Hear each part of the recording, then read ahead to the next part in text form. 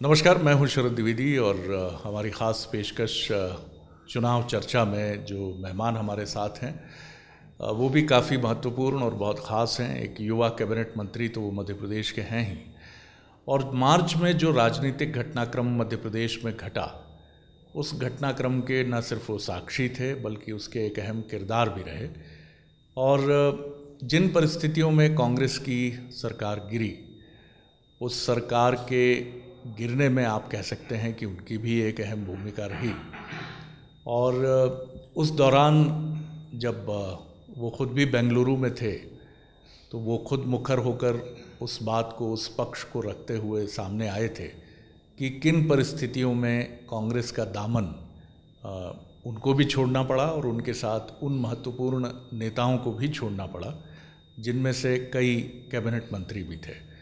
Badnawar seat से वो प्रतिनिधित्व करते रहे इसके पहले, और अब फिर इलेक्शन के मैदान में वो हैं और चुनाव की तैयारियों में जुटे हैं। एक संजीदा युवा राजनेता का उनका चेहरा है और इन तमाम परिवर्तनों को लेकर एक संजीदा और गंभीर भाव के साथ वो सामने आते हैं। आप समझ गए होंगे, हमारे साथ हैं राज्यवर्धन सिंह जी दत्तीगांव। तो चलिए उनसे बात करते हैं और देखते हैं कि चुनाव की तैयारियां किस तरह हैं और किस तरह भारतीय जनता पार्टी की उम्मीदें इस चुनाव से जुड़ी हैं और वो कैसे पूरी होंगी। सर, बहुत स्वागत करता हूँ आपका। नमस्कार जी, हम देख रहे हैं कि चुनाव का प्रभाव, चुनाव की थकान आपके चेहरे पर भी है, जो बहुत स्वाभाविक है, बहुत स्वाभाविक है। पहले भी हमने जब आपसे बात की तो ये बात सामने आई थी कि आखिर वो कौन सी परिस्थितियाँ थीं जिनमें आपने छोड़ा था। वो तो सब अतीत की बातें हो गई। अब अगर हम वर्तमान में आए तो मैं आपसे अगर पहला सीधा सवाल करूं कि बीजेपी और राज्यवर्धन सिंह दत्तीगांव क्यों, तो क्या कहेंगे आप? नहीं, ऐसा नहीं है। असल में मेरी मदर के जो फादर, मेरे नाना, वो तब सांसद थे झुंझुनू से शेखावाटी में। मेरी मदर शेखावाटी की हैं, मंडावा से, राजस्थान।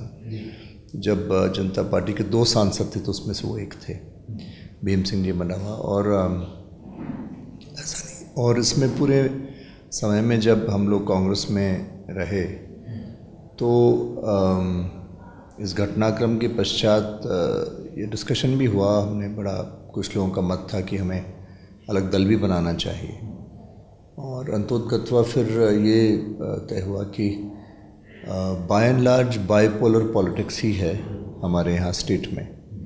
और उसके अलावा बहुत सी बातें ऐसी थी कि जिस पे पहले से ही हमारे लोगों की सहमति थी। जैसे 370 का मसला जब आया तो आपको ध्यान होगा, और हम में से अधिकांश लोग उससे सहमत थे, और सिंधिया जी ने तो CWC में भी ये बात कही थी। और इस प्रकार के कई इश्यूज़ थे। तो लॉजिकली भाजपा ही एक विकल्प था और चॉइस भी थी। कांग्रेस के बहुत से कार्यकर्ता सिर्फ चुनाव आता है तभी सक्रिय होते हैं, तभी एक्टिव होते हैं या तभी जाते हैं, और यहाँ पे निरंतर ये लोग फील्ड में रहते हैं और काम करते हैं। उसी का लाभ मेरे ख्याल से भाजपा को राष्ट्रीय स्तर पे भी मिला है, और उसी का लाभ हमें भी इस चुनाव में मिल रहा है। तो इस तरीके से मैं समझता हूँ कि भाजपा में आना कोई गलत नहीं रहा अभी तक, जो मेरा अनुभव है और जो मुझे समझ में आ रहा है। कांग्रेस का जो नारा है तो वो विश्वासघात की बात कर रही है जी। बिकाऊ और टिकाऊ का नारा वो आगे बढ़ा रही है और बार बार उसको बहुत जी एग्रेसिवली इसको प्रमोट करने की बात कर रही है। आपकी पार्टी के प्रदेश अध्यक्ष कहते हैं कि हमने सरकार बनाई मध्य प्रदेश को बचाने के लिए। हालांकि आरोप ये लगते हैं कि सत्ता की इच्छा में सरकार गिराई गई, लगेंगे, राजनीति है। लेकिन आप इस नारे का जवाब कैसे देंगे, क्योंकि ये हमला सीधा आप पर भी होगा क्योंकि आप कांग्रेस छोड़कर बीजेपी में आए। टिकट का वक्त आया तब भी पार्टी में तमाम बातें आई। मेरे विरोध होने कार्य साहब वो तो स्वस्थ हैं ही नहीं, और कैसे चुनाव लड़ेंगे, क्या लड़ेंगे, तो किसी और को दे दिया जाए। तो मुझसे पार्टी ने तब भी पूछा, मैंने कहा सर मुझे कोई दिक्कत नहीं, आपको लगता है कोई बेहतर है, निश्चिंत आप दे दीजिए, मैं पूरा कोऑपरेट करूँगा। लेकिन उन्होंने कहा नहीं, आप ही को लड़ना है, आपको करना है, हम आपको स्थान भी देंगे और सरकार बन रही है और आप सरकार में भागीदार रहेंगे। वो अलग बात थी। उसके बाद जब कैंपेन चालू हुआ प्रचार में तमाम ये बात है और हमारे बड़े नेताओं ने आके यहाँ कहा कि नहीं, आप विधायक नहीं, आप सरकार का प्रतिनिधि चुन रहे हैं। तो वो एक्चुअली कमिटमेंट उन्होंने डायरेक्टली पब्लिक में दिया। मैं तो जैसा था ठीक था, मुझे कोई इशू थे नहीं था, काम करने वाला आदमी कहीं भी काम कर सकता है, हो गया। फिर इलेक्शन भी जीत गए, वो भी हो गया, सरकार भी बन गई और राहुल जी के वहाँ से सब क्लियरेंस भी हो गई। तो फिर वो घटनाक्रम घटा जिसमें फिर जब सूची आई तो लोगों को बड़ा आश्चर्य हुआ कि ऐसा क्यों हुआ। बहुत से ऐसे लोग थे जो शायद जिनका कुछ ज़्यादा अनुभव भी नहीं था और क्षेत्रीय बैलेंस भी नहीं था और दूसरे बैलेंस भी। तो रोष बड़ा हमारे विधानसभा क्षेत्र में हुआ। मेरे कार्यकर्ता जो तमाम भोपाल आए थे उन्होंने वहाँ नाराज़ी व्यक्त की, कुछ पीसीसी में उद्दंडता भी करी, जिसका पक्षधार मैं नहीं था। तो मैंने कहा इमीडिएटली यहाँ से चलो, यहाँ कोई मतलब नहीं। तो हम आके यहाँ जुलूस निकलना था, हम यहाँ लौटे तो चौपाटी मुझे लोगों ने रोका, बोले नहीं हम तो नहीं निकालेंगे, आप चलिए, हम आपसे बात करेंगे। फिर वो संजो गार्डन वाला घटनाक्रम घटा जिसमें सबने कहा हम इस्तीफे दे रहे हैं, पार्टी छोड़ रहे हैं, पीछे चला रहे हैं। अंत में मैंने कहा नहीं, आप मत करिए, आपने मुझे चुना है, मैं ही रिज़ाइन कर देता हूँ, कौन सी बड़ी बात है। ये 27 दिसंबर 2018 का वाक़या है।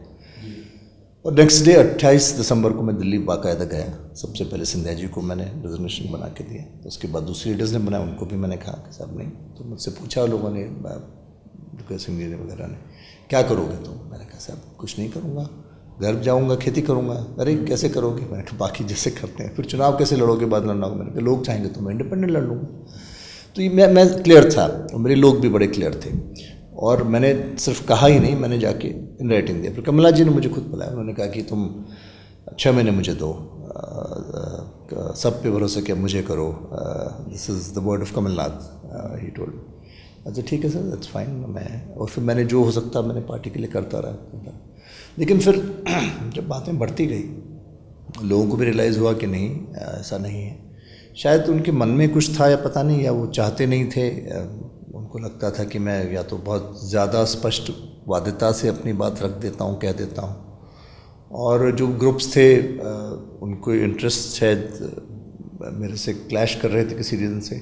एक फैक्टर सिंधिया जी का भी था, उनको लगता है कि उनसे बहुत ज़्यादा क्लोज़ हैं, जबकि ऐसा कुछ नहीं था। ठीक है, संबंध हमारे हैं तो पुराने हैं, सबको पता है, लेकिन उसकी वजह से ऐसा नहीं कि मैं कमलनाथ जी मुख्यमंत्री तो उनको नहीं मान रहा था, मैं दिग्विजय सिंह जी का अपमान कर रहा था। और फिर आपको पता, उमंग सिंगार ने तो बातें कही कि माफिया सरकार चला रहे हैं, रेत माफिया चला रहे हैं, शराब माफिया चला रहे हैं। तो हमारे क्षेत्र में सब बातें बड़ी क्लियर थी। और जहाँ तक कांग्रेस के आरोप लगाने का सवाल है कि बिकाऊ और टिकाऊ तमाम चीज़ें और धोखा देने वाली बात, तो धोखा तो वास्तविकता में वचन पत्र के साथ किसने दिया? आवास का अधिकार, 1.5 वर्षों में एक भी कुटीर नहीं ग्रामीणांचल। रोजगार भत्ता, 1 पैसा रोजगार के नाम पे भत्ते में नहीं। आपका खाद्यान्न पर्ची, गरीबी रेखा में खाद्यान्न पर्चियाँ ब्लॉक ही नहीं मिली। इंडस्ट्री उद्योग मंत्रालय क्योंकि बदनावर के पास है, तो उसका लाभ स्वाभाविक तौर पे हमें मिलेगा। हमारे पास ऑलरेडी 2 एक्सप्रेशन ऑफ इंटरेस्ट आ गए मेजर, जहाँ हम 2 एग्री जोन्स यहाँ स्थापित कर रहे हैं, एक तेलगारा में और एक छायन में, जहाँ करीब 500 से 700 करोड़ का निवेश होने वाला है। 7 से 8 हज़ार नव रोजगार का सृजन होगा। हम यहाँ प्रोक्योरमेंट जोन स्थापित कर रहे हैं, वेयर हाउसिंग स्थापित कर रहे हैं, कोल्ड चेन स्थापित कर रहे हैं, ड्राई पोर्ट स्थापित कर रहे हैं, एक्सपोर्ट जोन स्थापित कर रहे हैं। जो एक्चुअल नारा है आत्मनिर्भर भारत का, उसको साकार यहाँ सजीव हम कर रहे हैं। जो वोकल फॉर लोकल और लोकल फॉर ग्लोबल है, उसको चरितार्थ यहाँ पे कर रहे हैं। कभी सपने में किसी ने बदनावर में नहीं सोचा था कुछ महीने पहले क्या ड्राई पोर्ट आ जाएगा, एक्सपोर्ट जोन होगी, यहाँ का मिर्ची, टमाटर, स्ट्रॉबेरी का उत्पाद बन के वैल्यूडेशन करके यूरोप और अमेरिका में चला जाएगा। इट इज़ ऑल हैपनिंग है। छिंदवाड़ा मॉडल की बात क्यों करते हैं? हम बदनावर मॉडल प्रेजेंट कर रहे हैं। हमारे पास नंबर 1 हम सोयाबीन में, नंबर हम गेहूँ, हमारे यहाँ स्ट्रॉबेरी है, हमारे यहाँ चना, मटर, प्याज, लहसुन, अनार उगता है, जाम उगता है, वाइनरी पास लगी हुई, सब कुछ हमारे यहाँ। तो मैं कहना आपसे चाह रहा हूँ कि हमारे क्षेत्र के लोग बहुत प्रगतिशील हैं, बहुत पॉलिटिकली अवेयर हैं, सक्षम हैं। वो किसी के पराधीन मोहताज नहीं है। ऐसा नहीं है कि वो डिपेंडेंट है या मैं उनको कुछ देता हूँ मुझे देते हैं। एक परस्पर का रिश्ता है, वो हमने निभाया, मेरे पिताजी ने भी निभाया। ये बताइए मुझे कि कांग्रेस में वो कौन था? क्या वही चिरपरिचित चेहरा था जो आपके पीछे माना गया कि जिन्होंने आपको मंत्री नहीं बनने दिया गया, और एक पढ़ा लिखा युवा जो राजनीति में आता है अपनी ढेर सारी संभावनाओं के साथ, जिसके अंदर ग्रीड नहीं है, जिसके अंदर कोई लालच नहीं है, कोई दुर्भावना नहीं है, और ईश्वर ने इतना उसको दिया भी है कि वो अपने जीवन को सुचारू ढंग से चला सकता है, और वो राजनीति में अपने पिता के मान की रक्षा के लिए आया। तो किसने परेशान किया आपको, और वो कौन था? और क्या राजनीति अगर इसी तरह चलेगी तो किसी विदेशी कंपनी में नौकरी करने वाला एक बहुत सुपठित व्यक्ति, बहुत पढ़ा लिखा व्यक्ति क्या राजनीति में आएगा?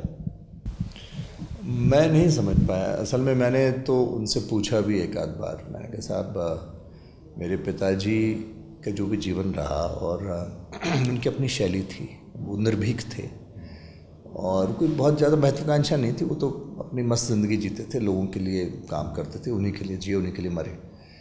तो मैंने कहा मैं तो अब उन्होंने जो कहा किया और जो भी परस्पर रिश्ता रहा उस पीढ़ी का, मैंने कहा उसमें मेरा तो कोई, मैं तो उसके लिए कुछ नहीं कर सकता। वो चले भी गए और वैसे मेरे से उनका बर्ताव ठीक रहता था। मैंने उनसे मंत्रिमंडल के इशू के बाद भी प्रश्न किए, उन्होंने मुझसे कहा भी मेरे बेटे जैसे हो ये। तब मैं काफ़ी, मेरे अंदर बहुत सारी बातें थी तो मेरे मुंह से भी निकल गया कि साहब बेटा तो नहीं हूँ, बेटे जैसा हूँ।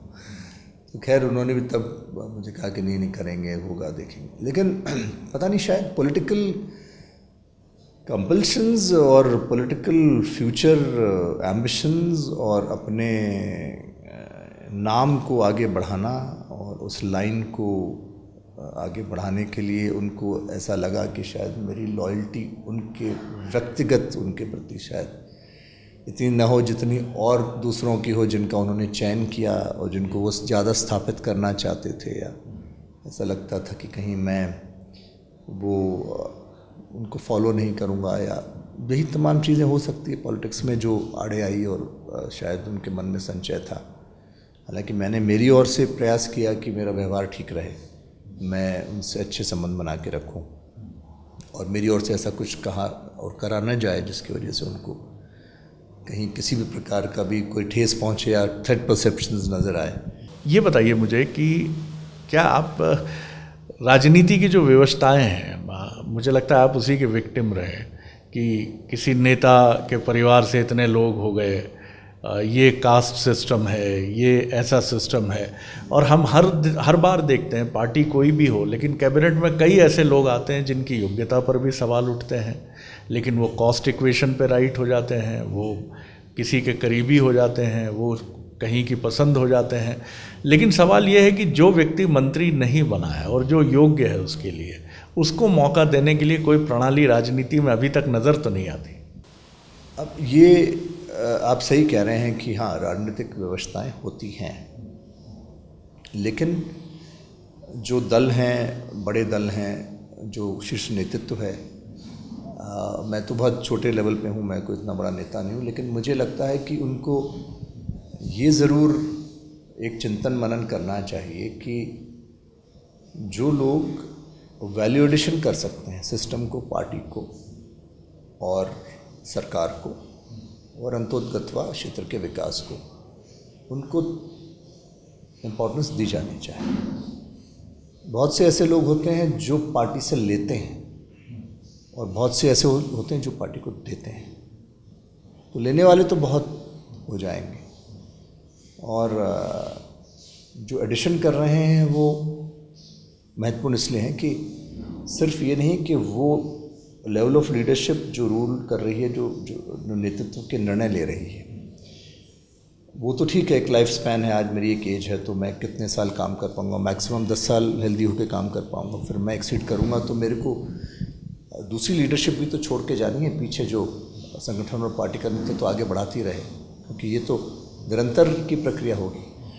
तो ये उनके हित में है जो ज़मीनी तौर पे हमारी पार्टी को बना रहे हैं, बढ़ा रहे हैं और उसको मजबूती निरंतर प्रदान कर रहे हैं। तो उनका देख रेख, उनका फ्यूचर, तो ये विज़न तो डेफिनेटली होना ही चाहिए।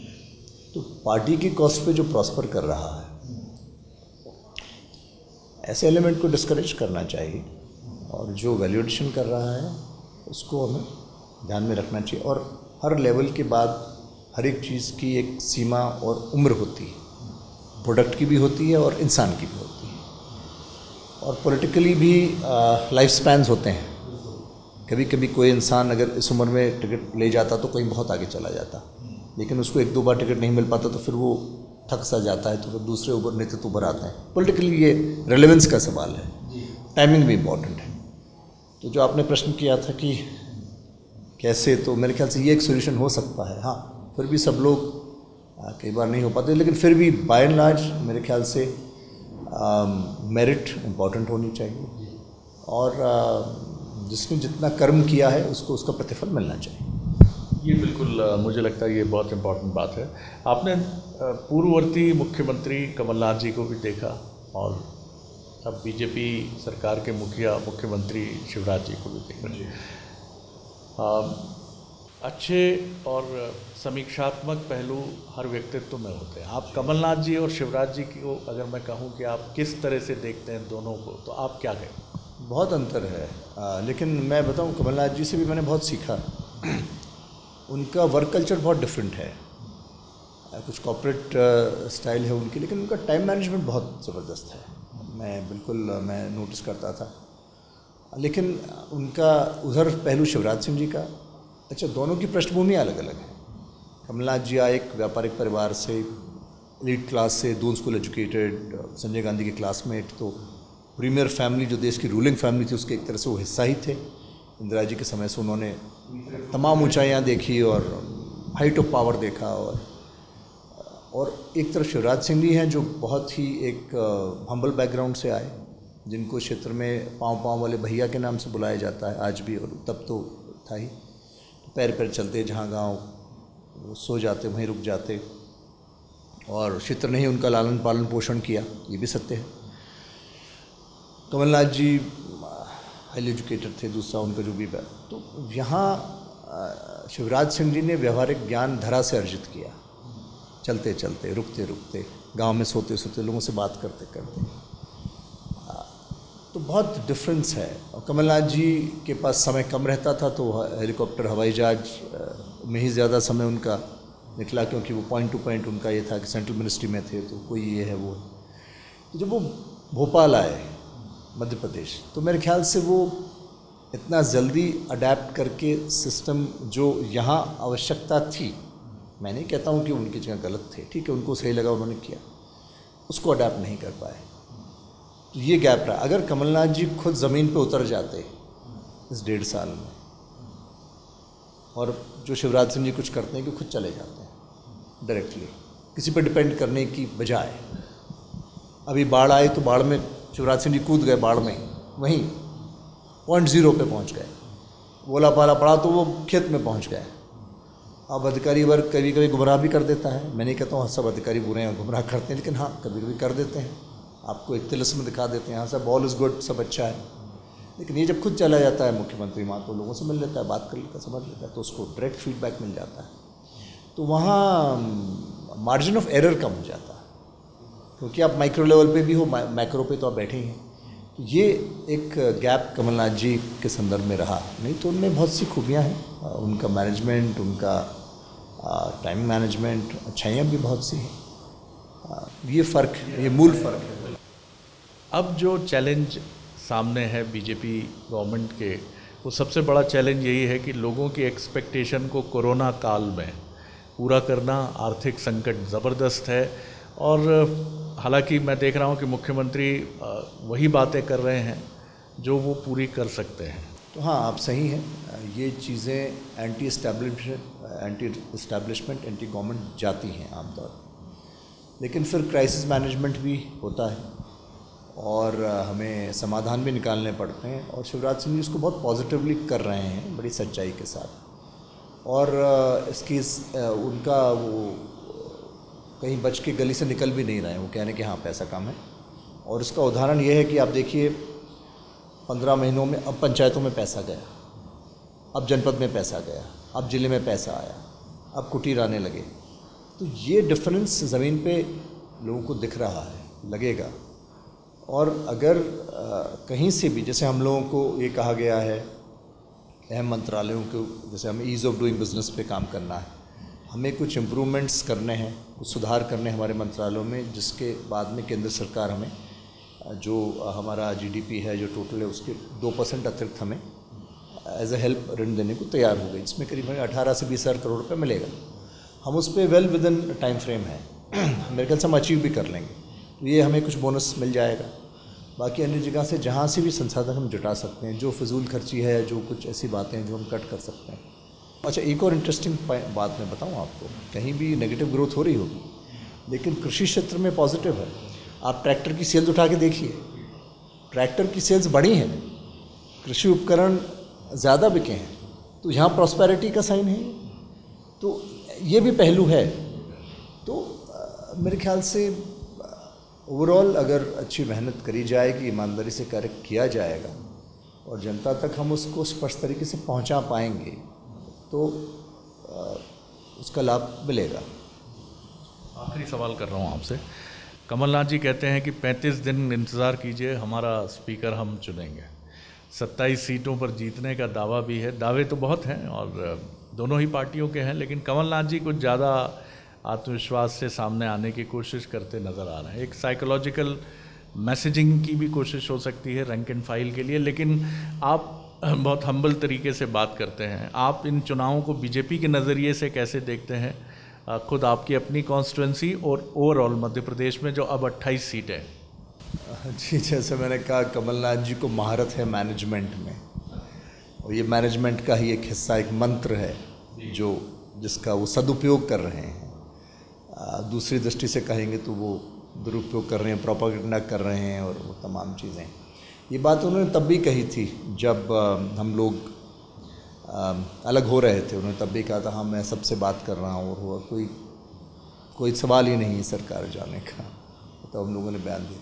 लेकिन पॉइंट यही रहा, जैसा मैंने आपसे कहा, 1.5 वर्ष का कार्यकाल, आपकी बजटरी प्रोविजंस कहाँ थे, क्या आपकी प्रायोरिटीज़ थी, क्या वचन पत्र की प्रायोरिटी थी। अब आज आप आके मेरे क्षेत्र में पधारे थे, वो एक नागदा में सभा करी, पहली बार आए वो जीवन में, उनके इतने लंबे राजनीतिक जीवन में। एक दिन बस एक बार निकल रहे थे यहाँ से, हमने उनका स्वागत किया था बदनाव चौपाटी। तो आए तो ऐसा नहीं जनता नहीं समझती। नर्मदा परियोजना से सैंक्शन हो गई थी, उसका उद्घाटन करने नहीं आए, कुक्षी चले गए, डही चले गए, हमारे यहाँ नहीं आए। आप कह रहे हैं हमने कराए, हमको उसका श्रेय चाहिए। तो लोग इस बात को समझते हैं। यहाँ आए तो आए इसलिए कि उनको वापस मुख्यमंत्री बनना है, ऐसा नहीं कि उनको बहुत कोई संवेदनशीलता बदनावर की जनता के प्रति, क्षेत्र के प्रति है। और बाकी क्षेत्रों में भी। और दूसरा आप देखिए, उनका पॉलिटिकली पिछले 15 सालों में छिंदवाड़ा या भोपाल के अलावा कितनी जगहों गए हैं। मेरे ख्याल से इंदौर भी 15 सालों में 15 बार भी वो नहीं आए होंगे, जो महानगर है मध्य प्रदेश का। तो उन्हें कभी समय रहा ही नहीं वास्तविकता में ज़मीनी राजनीति के लिए। वो हमेशा ऊपर ही ऊपर रहे, और ऊपर ही ऊपर से उनको कितनी तस्वीर स्पष्ट दिखी ये मुझे नहीं पता।